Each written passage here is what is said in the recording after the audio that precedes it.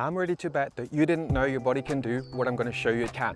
We're talking about taking your running to the next level using a primal reflex that's so deeply imprinted in our spinal cord, it's going to trigger our hip flexors, our glutes, our calves, all the posterior anterior chain at the very same time.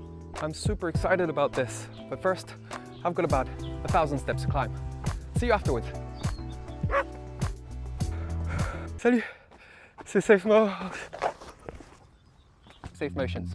Our body has a set of protective mechanisms, reflexes. For example, when you put your hand on a really hot burning stove, you'll reflexively immediately remove your hand, even before you know that you've burned your hand.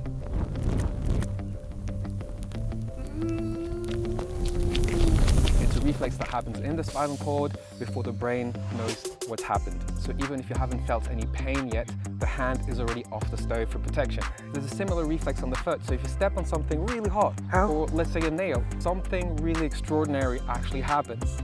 Not only do you remove your foot off of the floor, even before you felt the pain, but also to stabilize yourself, the back foot will firmly plant itself on the floor, activating the glutes, the hamstrings, the posterior chain, and all the stabilizers of the foot on which you're standing, while the other leg is lifting up to protect you from injuries. So when you're looking into improving your knee drive, your hip flexor strength, and at the same time, your glute activation, your posterior chain stabilization, your calf muscles, well, this reflex activates all of this at the very same moment. How can we use all of this power and translate it into running? I'm gonna tell you.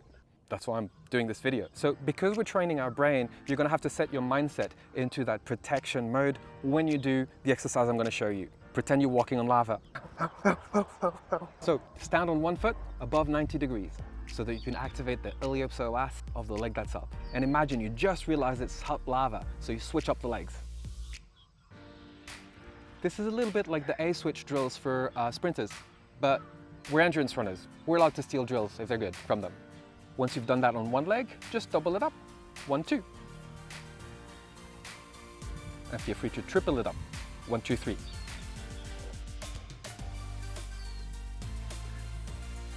And carry on.